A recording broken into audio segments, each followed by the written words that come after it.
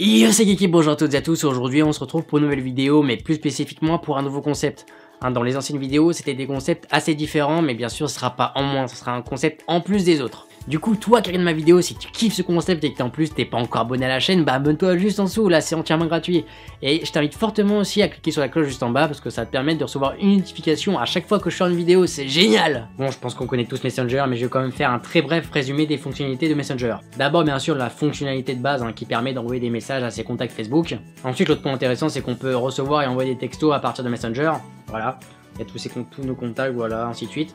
Après, la fonctionnalité qui est apparue récemment, c'est les stories comme dans Snapchat.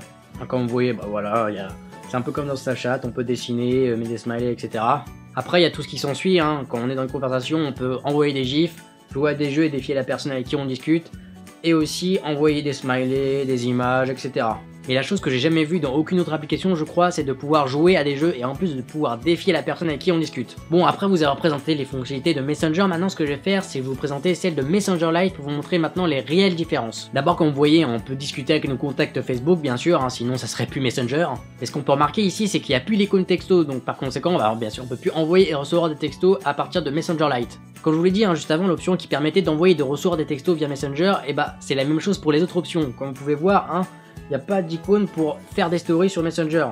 Ensuite, quand on se dirige dans une conversation, ce qu'on peut voir, c'est qu'on peut simplement envoyer une photo, enregistrer via le micro, ou simplement envoyer un message. On ne peut pas jouer à des jeux, envoyer des gifs ou des smileys. C'est vraiment une application vraiment très light. L'avantage vraiment majeur de cette application, c'est que si vous souhaitez juste discuter avec vos contacts Facebook, cette application vous suffit vraiment amplement. Et qui dit fonctionnalité en moins, bien sûr, dit stockage en plus. Maintenant, on va voir la différence de taille entre les deux applications.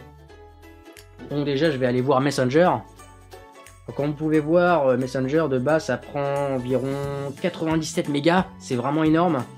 Et ensuite on va aller voir Messenger Lite. Et ça prend 8,23 mégas.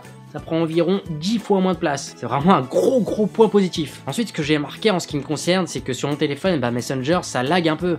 Alors que Messenger Lite c'est carrément plus fluide.